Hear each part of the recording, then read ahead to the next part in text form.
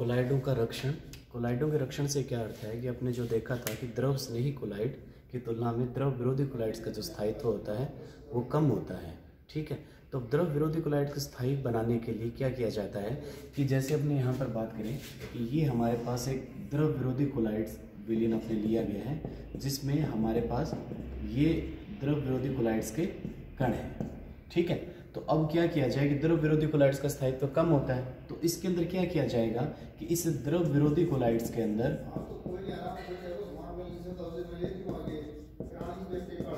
अपने क्या करेंगे, द्रव स्नेही कोलाइड मिला दिया जाएगा। ठीक है, तो द्रव स्नेही कोलाइड क्या करेगा, इस द्रव विरोधी कोलाइड्स के जो कण हैं इसके चारों तरफ क्या कर लेता है, एक रक्षात्मक आवरण का निर्माण कर लेता है। इस रक्षात्मक आवरण के बनने के कारण से जो द्रव विरोधी कोलाइड्स के जो कण पहले स्कंदित होकर या अवक्षेपित होकर नीचे बैठ रहे थे, अब यहाँ पर द्रव स्नेही कोलाइड्स के चारों तरफ इसके रक्षात्मक आवरण बनने के कारण से अब इनमें स्कंदन नहीं होगा, अर्थात जो द्रव विरोधी कोलाइड्स है वो जो द्रव स्नेही कोलाइड्स है उनको क्या कर लेते हैं, अपनी सतह पर क्या कर लेते हैं, अधिशोषित कर लेते हैं। इस अधिशोषण के कारण से क्या होगा कि इसके चारों तरफ एक रक्षात्मक परत का निर्माण हो जाएगा, एक रक्षक सतह का निर्माण हो जाता है, जिससे वो अवक्षेपित नहीं होते हैं। तो इस रक्षक सतह बनने के कारण से ही अपने इस गुण को क्या कहा जाता है, कोलाइडों का रक्षण कहा जाता है। अर्थात द्रव विरोधी कोलाइड्स को स्कंदित होने से बचाने के लिए अपने क्या किया गया, द्रव विरोधी कोलाइड्स उसमें मिला दिया गया, जिसने क्या किया, द्रव स्नेही कोलाइड्स ने इसके चारों तरफ, द्रव विरोधी कोलाइड्स के कण के चारों तरफ एक रक्षात्मक आवरण का निर्माण कर लिया, जिससे द्रव विरोधी कोलाइड्स स्कंदित होने से बच जाते हैं। तो इसे क्या कहा जाता है, कोलाइडों का रक्षण कहा जाता है। तो ये रक्षण की प्रक्रिया किससे हुई, द्रव स्नेही कोलाइड ने द्रव विरोधी कोलाइड्स को रक्षित किया।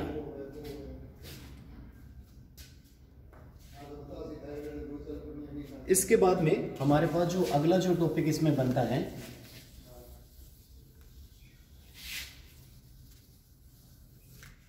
वो है हमारे पास स्वर्ण संख्या, या जिसको बोला जाता है गोल्ड नंबर। स्वर्ण संख्या या गोल्ड नंबर क्या है, इसको समझने के लिए अपने क्या करते हैं कि एक अपने टेस्ट ट्यूब ले रखी है, इस टेस्ट ट्यूब के अंदर हमारे पास 10 ml स्वर्ण सोल लिया गया है। ठीक है, तो 10 ml क्या ले लिया आपने, स्वर्ण सोल ले लिया। तो अब स्वर्ण सोल क्या है हमारे पास, द्रव विरोधी कोलाइड है, तो इस द्रव विरोधी कोलाइड का स्कंदन आसानी से हो जाता है। ठीक है, तो इसको स्कंदन से बचाने के लिए अपने क्या मिलाया जाएगा, इसके अंदर द्रव स्नेही कोलाइड मिलाया जाएगा, या इसके अपने प्रारंभ में किया गया, इसको स्कंदन को बढ़ाने के लिए यहाँ पर क्या किया गया, NaCl का जलीय विलयन इसके अंदर मिलाया गया। तो NaCl क्या है, एक वैद्युत अपघटन पदार्थ है जो इस स्वर्ण सोल का क्या कर देता है, स्कंदन कर देता है। तो NaCl का जो जलीय विलयन बनाया गया, इसकी जो सांद्रता रखी गई वो अपने कहा कि 10% NaCl का एक जलीय विलयन बनाया गया है। इस 10% NaCl के जलीय विलयन में से अपने कितनी मात्रा ली, 1 ml मात्रा ली। तो 1 ml मात्रा जैसे इसके अंदर मिलाई जाएगी, तो 1 ml मात्रा मिलाने से जो स्वर्ण सोल है इसका क्या हो जाता है, स्कंदन हो जाता है। तो इसको स्कंदन से बचाने के लिए अपने क्या किया जाएगा, इसके अंदर द्रव स्नेही कोलाइड मिलाया जाएगा। ठीक है, तो द्रव स्नेही कोलाइड्स की कितनी मात्रा मिलाएं कि वह 10 ml NaCl के 10% NaCl के 1 ml से स्कंदन से इस स्वर्ण सोल की रक्षा कर सके। तो अपने कहेंगे यहाँ पर इसकी जो परिभाषा बनेगी स्वर्ण संख्या की, वो हो जाएगी कि द्रव स्नेही कोलाइड्स के मिलीग्राम में वह मात्रा जो 10 ml स्वर्ण सोल की में NaCl के 10% NaCl की 1 ml मात्रा मिलाने से उसकी स्कंदन से रक्षा कर सके, उस द्रव स्नेही कोलाइड्स के मिलीग्राम में उस मात्रा को क्या कहा जाएगा, स्वर्ण संख्या कहा जाएगा। ठीक है, तो इस परिभाषा को अगर एक बार दोबारा आपने देखते हैं तो परिभाषा क्या बनेगी इसकी, रक्षी कोलाइड्स की मिलीग्राम में वह मात्रा जो 10 ml स्वर्ण सोल के स्कंदन को 10% NaCl के 1 ml मिलाने पर रोकने के लिए आवश्यक हो, उसे क्या कहा जाता है, स्वर्ण संख्या कहा जाता है। ठीक है, तो यहां पर आपको समझ में आई, आपने कहा कि यहां पर अपने क्या ले रखा है, 10 ml स्वर्ण सोल ले रखा है, जो कैसा है, द्रव विरोधी सोल है, जिसका स्थायित्व कम होता है। इसके अंदर अपने क्या मिलाया गया, NaCl। NaCl क्या है हमारे पास, एक वैद्युत अपघट्य पदार्थ है, तो वैद्युत अपघट्य पदार्थ होने से ये क्या करता है, इस सोल का क्या कर देता है, स्कंदन कर देता है। तो अपने इसमें कितना मिला रहे हैं, NaCl का जलीय विलयन बनाया गया है, जिसकी सांद्रता कितनी रखी गई है, 10% सांद्रता रखी गई है। उस 10% सांद्रता के जलीय विलयन में से अपने कितनी मात्रा लेनी है, 1 ml मात्रा लेनी है। तो जैसे इसमें 1 ml मात्रा मिलाएंगे तो स्वर्ण सोल का क्या शुभारंभ हो जाएगा, स्कंदन प्रारंभ हो जाएगा। तो अपने क्या करना है, स्कंदन से बचाने के लिए अपने इसमें क्या मिलाना है, द्रव स्नेही कोलाइड मिलाना है। तो इसके लिए कहा गया कि द्रव स्नेही कोलाइड्स के मिलीग्राम में वह मात्रा जो 10 ml स्वर्ण सोल की 10% NaCl के 1 ml मात्रा मिलाने पर उसके स्कंदन से रक्षा कर सके, उसे क्या कहा जाता है, स्वर्ण संख्या कहा जाता है। ठीक है, स्वर्ण संख्या का मान जितना कम होगा वह उतना ही अच्छा रक्षी कोलाइड्स होता है। तो इसके अंदर अपने पास आता है, जैसे जिलेटिन की अगर अपने बात करें तो जिलेटिन की स्वर्ण संख्या लगभग 0.05 के लगभग होती है। और एक उदाहरण अगर लिया जाए स्टार्च, तो स्टार्च की जो स्वर्ण संख्या है वो सर्वाधिक होती है। तो जिलेटिन की स्वर्ण संख्या सबसे कम है तथा जो स्टार्च की जो स्वर्ण संख्या है वो हमारे पास 25 के लगभग है, और जिलेटिन की जो है वो 0.005 स्वर्ण संख्या है। तो आपने कहा था जिसकी स्वर्णांक मान सबसे कम होता है वो अच्छा रक्षी कोलाइड्स होता है। तो यहाँ पर जिलेटिन का जो स्वर्णांक मान है वो कम है, जो हमारे पास 0.005 के लगभग है, तथा स्टार्च का जो स्वर्णांक मान है वो 25 के लगभग आता है। तो अपने अगर इनमें से अगर पूछा जाए तो अच्छा रक्षी कोलाइड्स कौन सा है, तो अपने यहाँ पर कहेंगे कि जो जिलेटिन है वो एक अच्छा रक्षी कोलाइड्स है, क्योंकि इसका जो स्वर्णांक मान है वो कम है। अगर एग्जाम में आपको विभिन्न स्वर्णांक वाले द्रव स्नेही कोलाइड्स अगर दिए जाए और उनमें पूछा जाए कि अच्छा रक्षी कोलाइड्स कौन सा होगा, तो जिसका स्वर्णांक मान कम होगा वो हमारे पास क्या होगा, एक अच्छे रक्षी कोलाइड्स की भांति व्यवहार करेगा।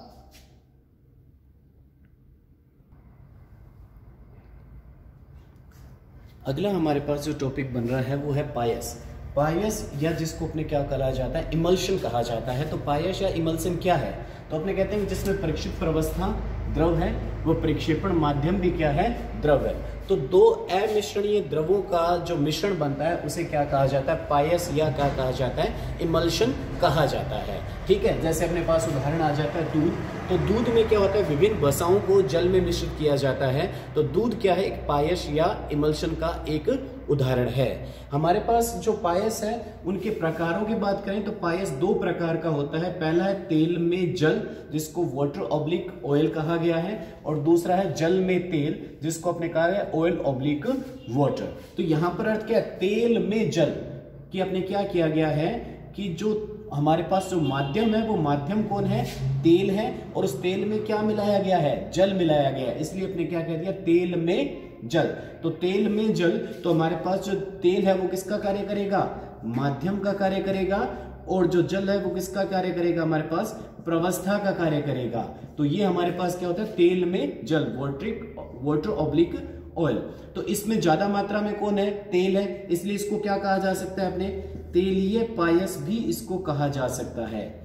दूसरा हमारे पास आता है जल में तेल, अर्थात जल के अंदर क्या मिलाया गया है, तेल मिलाया गया, ऑयल ऑब्लिक वाटर। तो ज्यादा मात्रा में कौन है, जल, तो इसलिए जल किसका कार्य करेगा, हमारे पास माध्यम का कार्य करेगा, और तेल किसका कार्य करेगा, हमारे पास प्रक्षिप्त प्रवस्था का कार्य करेगा, क्योंकि तेल की मात्रा यहाँ पर क्या है, कम है। तो यहाँ पर जल ज्यादा मात्रा में, इसलिए इसको क्या कहा जा सकता है, जलीय पायस इसको नाम दिया जा सकता है। तो दो प्रकार के पायस हो गए, तेलीय पायस और जलीय पायस। अब तेलीय पायसों के उदाहरण देखिए तो मक्खन, cold cream, cod liver oil, और इधर जलीय पायसों के उदाहरण ले तो दूध, वेनिशिंग क्रीम। ठीक है, तो हमारे पास यहाँ पर पायस दो प्रकार के हो गए कि आपने कहा कि यहाँ पर दो अमिश्रणीय द्रवों को मिलाया गया है। तो दो अमिश्रणीय द्रव क्या हो सकता है, तेल और पानी। तो अपने पानी के अंदर तेल मिलाया गया है या तेल में पानी मिलाया गया है, इसके आधार पर अपने यहाँ पर पायस को दो भागों में बांट दिया गया, और दोनों के उदाहरण भी अपने पृथक रूप से ले लिए गए।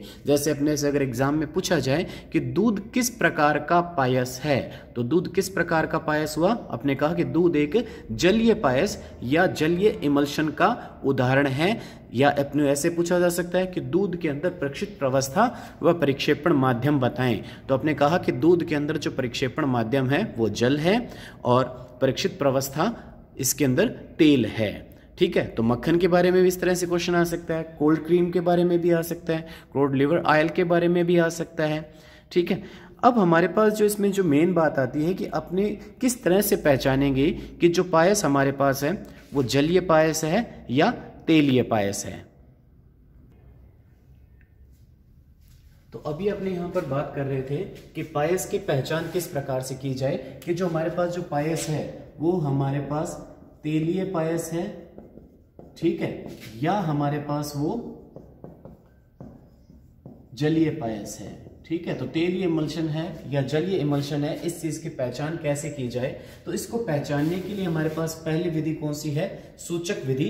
इस सूचक विधि में अपने क्या करते हैं, कुछ ऐसे रंजकों का चयन करते हैं जो रंजक किस में विलय हो, अपने कह सकते हैं कि तेल में विलय हो।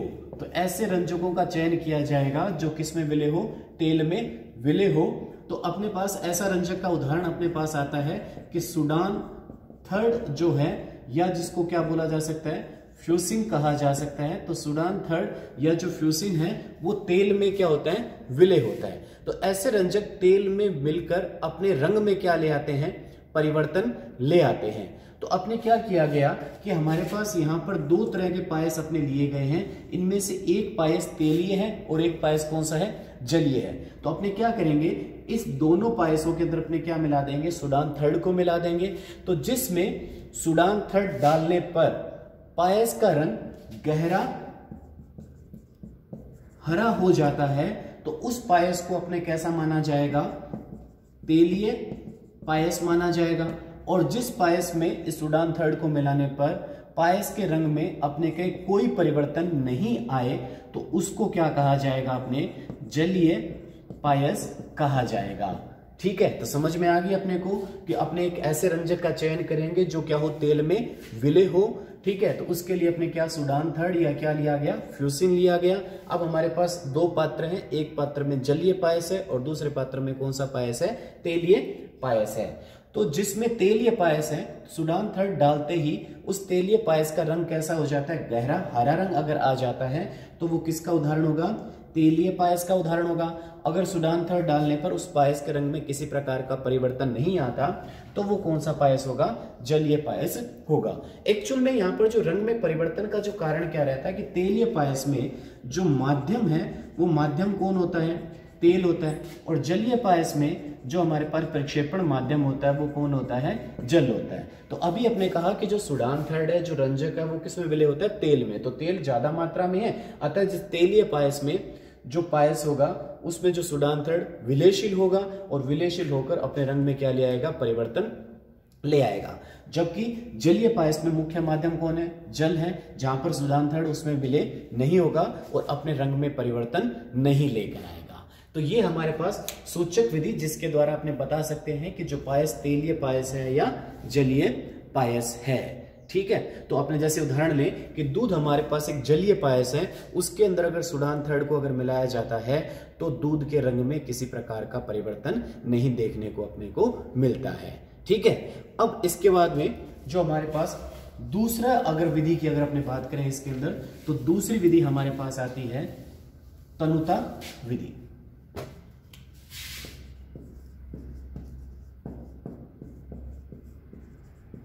अब तनुता विधि क्या है कि अपने पास कहा कि जो पायस तेलीय पायस और जलीय पायस दो प्रकार के हैं। तो अपने क्या किया गया, स्लाइड ली गई, इस स्लाइड के ऊपर कुछ बूंदे अपने पायस की डाल दी। ठीक है। एक स्लाइड पर जलीय पायस की डाल रखी है और एक की पर तेलीय पायस की। अपने को भी पता नहीं है इन स्लाइडों में से किस पर जलीय पायस है और किस पर क्या है, तेलीय पायस है। अब क्या करेंगे, इनके अंदर दोनों जो स्लाइड है इनके अंदर जल की कुछ बूंदे डाल देते हैं। ठीक है। अब जल की कुछ बूंदें डालकर उसको इसमें क्या करेंगे, मिश्रित कर देंगे और मिश्रित करके माइक्रोस्कोप के नीचे देखेंगे। जिसमें तेल, जो जल है, जिस पायस में तेल घुल जाएगा, अर्थात जल के साथ जो पायस समांगी मिश्रण का निर्माण करता है, तो जो पायस जल के साथ मिलकर समांगी मिश्रण का निर्माण कर लेगा वो कैसा होगा, हम कहेंगे कि वो पायस है जलीय पायस है। और जो जल के साथ समांगी मिश्रण का निर्माण नहीं करता है वो कैसा पायस होगा, तेलीय पायस होगा। तो इस तनुता विधि के द्वारा अपने यहां पर बता सकते हैं कि जो पायस हमारे पास जलीय पायस है या तेलीय पायस की कैटेगरी में आता है। ठीक है, तो दो विधि हो गई। तीसरी विधि हम कहते हैं चालकता विधि। तो चालकता विधि में अपने क्या करेंगे, उस पायस की चालकता को ज्ञात किया जाएगा। यदि उस पायस की चालकता अधिक है तो वो पायस कैसा होगा, जलीय पायस होगा। और यदि उस पायस की चालकता का मान कम आता है तो वो पायस कैसा होगा, तेलीय पायस की कैटेगरी में आएगा। ठीक है, तो चालकता अधिक होने पर वो तेलीय पायस होगा और चालकता कम होने पर वो चालकता अधिक होने पर वो जलीय पायस होगा। अपने कहते हैं कि चालकता अधिक है तो वो कैसा होगा, जलीय पायस होगा, और चालकता कम है तो वो पायस कैसा होगा, तेलीय पायस होगा। इसी तरह से अपने उस पायस की श्यानता को ज्ञात करके भी ये बता सकते हैं कि वो पायस हमारे पास जलीय पायस की कैटेगरी में आता है या तेलीय पायस की कैटेगरी में आता है। यदि उस पायस की श्यानता का मान अधिक है तो वो पायस हमारे पास तेलीय पायस होगा, और यदि उस पायस की श्यानता कम है तो वो पायस जलीय पायस की कैटेगरी में आएगा। तो अपने कह सकते हैं कि अधिक श्यानता वाले जो पायस होते हैं, अधिक श्यानता वाले पायस कैसे होते हैं, तेलीय पायस की कैटेगरी में आते हैं। तो इन तीन विधियों के द्वारा अपने ये बता सकते हैं कि जो पायस हमारे पास जलीय पायस है या तेलीय पायस है। तो इन विधियों के द्वारा अपने आसानी से पहचाना जा सकता है कि जो पायस दिया गया है वो पायस किस प्रकार का है। इसके बाद में हमारे पास इसमें जो टॉपिक बनता है वो पायस के गुण। पायस में कौन कौन से गुण हो सकते हैं, तो अपने बात करें कि पायस के जो कोलाइडी कणों का जो आकार है वो क्या होता है, सोल से अपेक्षाकृत क्या होता है, बड़ा होता है। तो पायस के अपने पहला गुण क्या आता है कि पायस के जो कोलाइडी कण है उनका आकार सोल से क्या होगा, बड़ा होगा। अर्थात सोल के कणों का आकार पायस के कोलाइडी कणों के आकार से क्या होता है, छोटा होता है। दूसरा अपने कह सकते हैं कि जैसे कोलाइडी विलयन में टिंडल प्रभाव या ब्राउनी गति जो होती है तो वो दोनों प्रभाव पायस के अंदर भी देखने को मिलेंगे। तो यह टिंडल प्रभाव प्रदर्शित करेगा, दूसरा ब्राउनी गति भी प्रदर्शित करेगा, क्योंकि यह भी एक तरह का कोलाइड ही है, तो अतः इसमें दोनों गुण इसमें भी पाए जाते हैं। तीसरी बात करें कि जो पायस के दो प्रकार बताए अपने, जलीय और तेलीय पायस, तो अपने कहा कि जो जलीय पायस होगा उस जलीय पायस की जो चालकता है वो चालकता कैसी होगी, अधिक होगी। अगर पायस कैसा है, तेलीय पायस है, तो तेलीय पायस की जो श्यानता है वो श्यानता क्या होगी, अधिक होगी। ठीक है, तो ये भी इनके गुणधर्मों में आता है कि जो पायस किस प्रकार का है उसके आधार पर अपने इसको बताया जा सकता है। फिर अपने यहाँ पर कह सकता है कि पायस को गर्म करके या आधिक्य में वैद्युत अपघट्य पदार्थ मिलाकर उसके अंदर का जो इमल्शी कारक है उसको नष्ट किया जा सकता है। अर्थात उनके अंदर जो दोनों पदार्थ हैं उनको क्या किया जा सकता है, पृथक किया जा सकता है। तो अपने यहां पर कहते हैं कि इमल्सी कारक को अगर नष्ट करना है तो पायस को क्या कर देंगे, गर्म कर देंगे, या इसमें क्या मिला दिया जाएगा, वैद्युत अपघट्य पदार्थ मिला दिया जाएगा। तो उस वैद्युत अपघट्य पदार्थ मिलाने से या उसको गर्म करने से क्या होगा कि पायस के जो दो चीजें हैं उसके अंदर कौन कौन सी, एक तो तेल और एक जल, उन दोनों को क्या किया जा सकता है, पृथक किया जा सकता है। ठीक है, इमल्शी कारक क्या होते हैं, इमल्शी कारक किसे कहा जाता है, इसकी अगर अपने बात करें तो इमल्शी कारक एक ऐसा पदार्थ जो दो अमिश्रणीय द्रवों को परस्पर मिश्रणीय द्रव में परिवर्तित करने का कार्य कर रहा है। सामान्य रूप से अगर अपने घर में अगर एक एक्सपेरिमेंट करें तो इसमें देखें कि अगर पानी में तेल को या तेल में पानी को अगर मिश्रित करने की कोशिश करें तो पानी और तेल परस्पर मिश्रित नहीं होंगे। अगर एक टेस्ट ट्यूब में पानी ले लिया जाए और उसके अंदर थोड़ा सा तेल मिलाकर अपने टेस्ट ट्यूब को हिलाते हैं तो कुछ समय बाद तो वो अपने देखें कि तेल पानी में विलय हो जाएगा, लेकिन जैसे इसको छोड़ते हैं तो दोनों अपनी अलग अलग परतें बना लेते हैं। ठीक है, तो अब इन दोनों को मिलाया कैसे जाए, तो दूध में अपने कहते हैं वसा व तेल जल दोनों मौजूद होते हैं, तो वसा जल के अंदर मिश्रित कैसी है, कैसे हो रही है, तो उसको वहां पर मिश्रित करने के लिए अपने क्या किया गया है, उसमें कोई इमल्शिक कारक पदार्थ मिलाया गया है, या जिसको अपने पायसिक कर्मक पदार्थ कहते हैं वो इसके अंदर मिलाया गया है, जो दोनों को मिश्रित करने का कार्य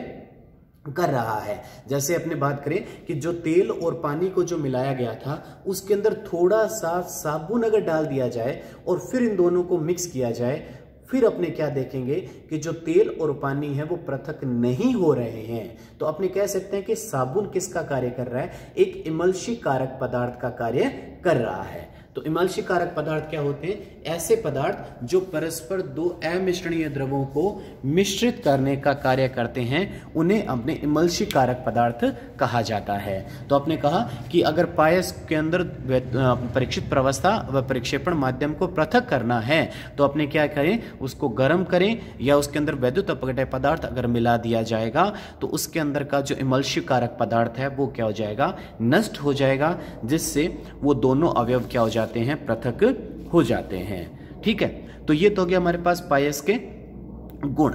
इसके बाद में आता है हमारे पास पायस के कुछ अनुप्रयोगों की बात करते हैं कि पायस का हमारे दैनिक जीवन में उपयोग क्या है। इसका अध्ययन आपने किया तो अध्ययन इस करने का कुछ तो कारण होगा जिसको अपने दैनिक जीवन में क्या लिया जा रहा है, उपयोग लिया जा रहा है, इसीलिए अपने यहाँ पर इसके अध्ययन की बात करते हैं। तो अपने पास जो नेक्स्ट टॉपिक है वो है पायस के अनुप्रयोग। पायस का प्रयोग क्या है हमारे दैनिक जीवन के अंदर, इसकी बात अगर अपने करें तो पायस के अगर अनुप्रयोगों की बात करते हैं तो पहला अनुप्रयोग जो होता है कि मनुष्य के शरीर में जो पाचन क्रिया में जो पाचन संबंधी जो क्रिया होती है, उस पाचन संबंधी क्रिया के अंदर किसका उपयोग है, पायस का उपयोग किया जाता है। तो मनुष्य के अंदर पाचन क्रिया में किसका उपयोग होता है, पायस का उपयोग होता है। दूसरा अगर अपने यहाँ पर इसके अनुप्रयोग की बात करते हैं तो विभिन्न प्रकार की जो औषधियां बनाई जाती है, ठीक है, उन औषधियों को निर्माण में भी पायस का उपयोग किया जाता है, या कोल्ड क्रीम वगैरह जो बनाने के अंदर भी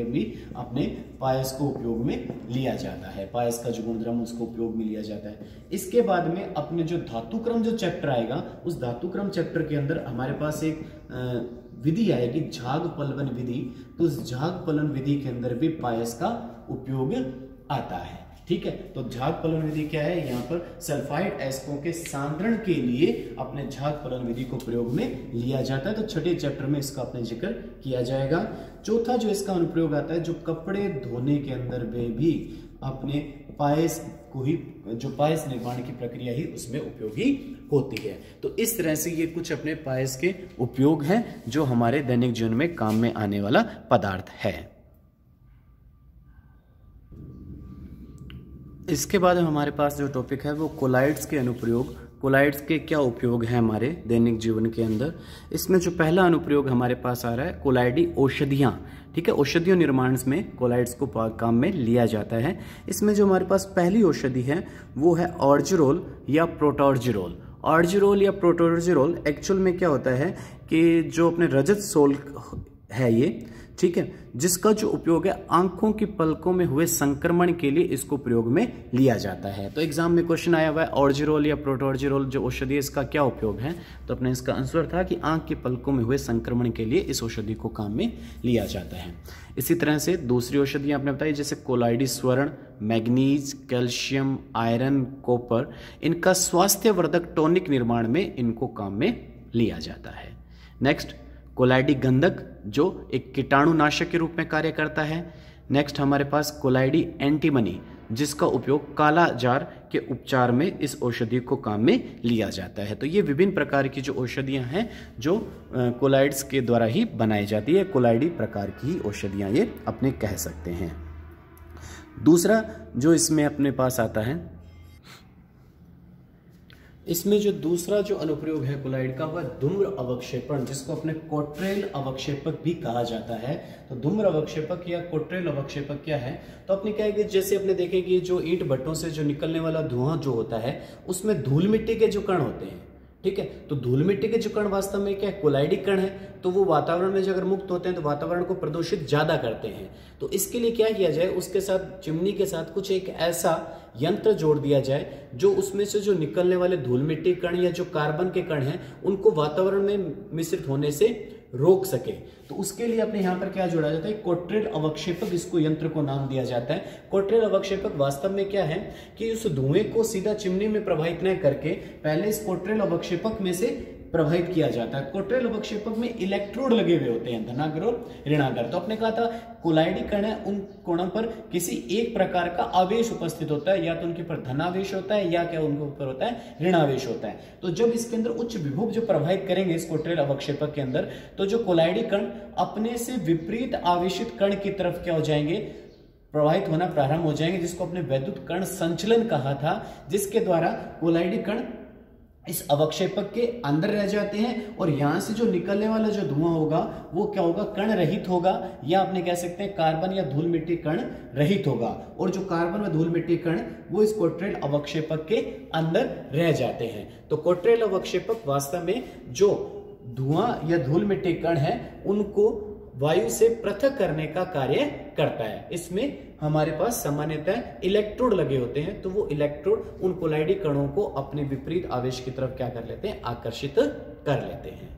ठीक है, नेक्स्ट वाहित मल निष्कासन, सीवेज ट्रीटमेंट। तो आजकल अपने शहरों में जो सीवेज ट्रीटमेंट किया जाता है कि पहले जो मल जो था उसको सीधे नालियों में डाल दिया जाता था, जिससे वो जल को प्रदूषित करता था। तो आजकल क्या करते हैं कि उस जल को अपने सीवेज प्लांट के अंदर लेकर जाया जाता है। तो जो मल वास्तव में क्या होता है, ऋणावेशित कोलाइड होता है। ठीक है, तो उस सीवेज जो प्लांट है उनमें क्या किया जाता है, उसके ऊपर जो अपने इलेक्ट्रोड लगा दिए जाएंगे और इलेक्ट्रोड से क्या किया जाएगा, जो मल होगा वो एनोड की तरफ गति करेगा। ठीक है, तो जो मल होगा वो तो एनोड की तरफ इकट्ठा हो जाएगा और जो जल है वो क्या हो जाएगा, पृथक हो जाएगा, अर्थात माध्यम और प्रेक्षेपण अवस्था को अपने क्या कर लिया जाएगा, पृथक कर लिया जाएगा। तो उस जो मल है उसका जो पृथक किया हुआ जो मल है उसको अपने जो उपयोग है खाद वगैरह बनाने में इसको काम में ले लिया जाता है और जल को अपने रिसाइकिल करके दोबारा उपयोग में ले लेते हैं। ठीक है, नेक्स्ट है रबर व्यवसाय। तो जो हमारे को जो पेड़ों से जो रबर जो प्राप्त हो रहा है उस रबर को अपने क्या कहा जाता है, रबर शीर कहा जाता है। ठीक है, इस रबर शीर को अपने ये भी एक ऋणावेशित प्रवृत्ति का कोलाइड है। तो इसको गर्म करके क्या किया जाता है कि गर्म करने पर इस कोलाइडी जो कण है वो माध्यम से क्या हो जाते हैं, पृथक हो जाते हैं। ठीक है, तो अपने उस कोलाइडी कणों को पृथक करके फिर उसमें सल्फर मिलाकर उसको गर्म करते हैं। तो सल्फर मिलाकर जो गर्म करने की जो प्रक्रिया उसको वल्कनीकरण की प्रक्रिया कहते हैं, जिससे रबर की जो प्रत्यास्थता का गुण है वो बढ़ जाता है, अर्थात कम घिसने वाला बन जाता है, उसमें इलास्टिसिटी का गुण भी क्या हो जाता है, बढ़ जाता है। तो इन प्रक्रियाओं के द्वारा अपने रबर को भी काम में लाने में बना दिया जाता है। ठीक है, नेक्स्ट है जल शोधन। तो जल शोधन के अंदर अपने पुराने समय से देखते आ रहे हैं कि जल के अंदर क्या धूल मिट्टी की जो अशुद्धियां हैं उन धूल मिट्टी की अशुद्धियों को दूर करने के लिए अपने इसमें क्या मिलाया जाता है, फिटकरी मिलाई जाती है। तो फिटकरी में वास्तव में कौन से आयन पाए जाते हैं, एल्यूमिनियम धनायन पाए जाते हैं। और जो जल है उसमें जो धूल मिट्टी के जो कण है, तो मिट्टी एक ऋणावेशित कोलाइड है। तो उस ऋणावेशित कोलाइड में जब Al+3 आयन अर्थात वैद्युत अपघटय पदार्थ जब मिला दिया जाएगा तो उस वैद्युत अपघटय पदार्थ की उपस्थिति से जो धूल मिट्टी के कण है वो स्कंदित होकर नीचे बैठना प्रारंभ हो जाते हैं। तो ये प्रक्रिया तो अपने घर में भी करते हैं कि जल को पीने लायक बनाने के अंदर उसमें फिटकरी लगाकर पानी में छोड़ देते हैं। ठीक है, नेक्स्ट हमारे पास इसमें डेल्टा का निर्माण। डेल्टा क्या होता है कि जब नदी समुद्र में जाकर मिलती है, तो ये अपने यहाँ पर समुद्र जो दिखाया गया और ये क्या है, नदी दिखाई गई है। तो नदी के अंदर क्या होता है कि धूल मिट्टी के जो कण होते हैं, रेत के कण होते हैं, और रेत के कण कैसे, ऋणावेशित कोलाइड है। और समुद्र के जल क्या है, एक लवणीय जल है, अर्थात उसमें सोडियम क्लोराइड, पोटेशियम क्लोराइड पाए जाते हैं, जो क्या है, वैद्युत अपघटय पदार्थ है। तो जैसे रेत के कण इस वैद्युत अपघटय के संपर्क में आएंगे तो वैद्युत अपघटय पदार्थ उन रेत के जो कोलाइडी कण है उनको स्कंदित कर देंगे। तो स्कंदित करके वो रेत के कण क्या हो जाते हैं, जहां पर नदी समुद्र में जाकर मिल रही है वहां पर उन दोनों के मिलन क्षेत्र में क्या हो जाएंगे, वो कण वहां पर बैठ जाएंगे। तो जिससे क्या होगा कि मिट्टी वहां पर इकट्ठी हो जाएगी। उस स्थान को क्या कहा जाता है, डेल्टा कहा जाता है। तो ये भी कोलाइड प्रवस्था के कारण से ही इस प्रकार के डेल्टा का निर्माण हो रहा है। ठीक है, तो ये एक डेल्टा का रूप धारण कर लेंगे, जो रेत के कण वहां पर बैठते जाएंगे और बैठने से वहां पर डेल्टा का निर्माण होता जाएगा। इसके बाद में जो नेक्स्ट अनुप्रयोग है वो चर्म शोधन। चर्म शोधन चमड़ा उद्योग के अंदर अपने इसको काम में लेते हैं। तो चमड़ा वास्तव में क्या होता है कि चमड़ा धनावेशित प्रोटीन युक्त कणों का एक कोलाइडी मिश्रण होता है।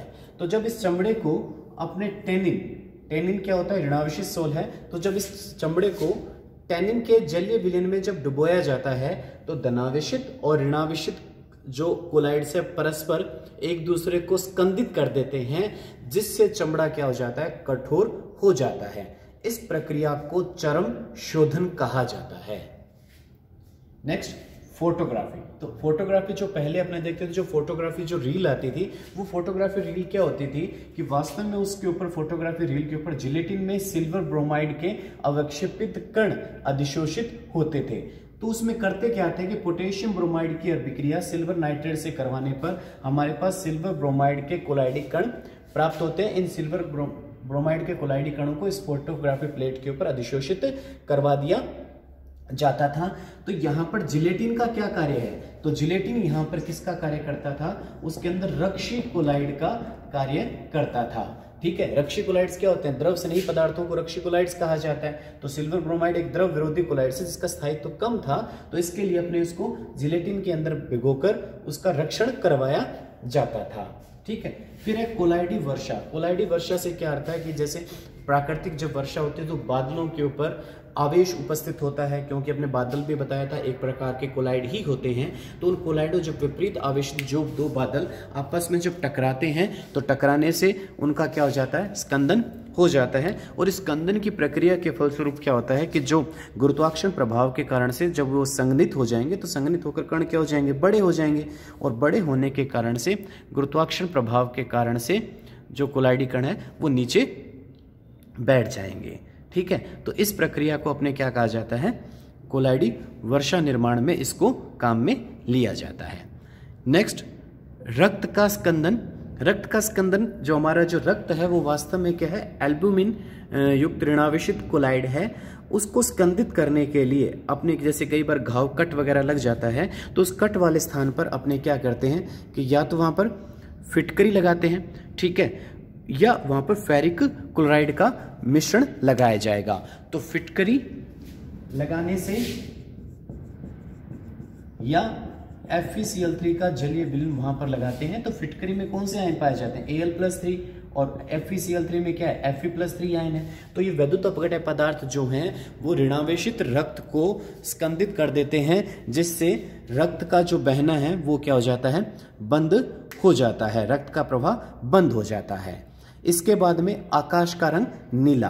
तो अपने को पता है कि जो वायुमंडल में जो क्या होता है कि धूल व जल के कण, असंख्य कण वायु में मिश्रित होते हैं। ठीक है, इन धूल मिट्टी कणों से जब प्रकाश आकर जब टकराता है तो प्रकाश का ये जो धूल मिट्टी कण क्या कर देते हैं, प्रकीर्णन कर देते हैं। और इस प्रकीर्णन के कारण से आकाश का रंग अपने को नीला दिखाई देता है। इससे पहले लेक्चर में अपने देखा था कि नीले रंग की तरंग दैर्घ्य का मान कम होने के कारण से इसका जो प्रकीर्णन सर्वाधिक होता है, जिसके कारण से आकाश का रंग अपने को नीला दिखाई देता है। तो इसके साथ हमारा जो ये चैप्टर था वो हमारा पृष्ठीय रसायन कंप्लीट हो गया।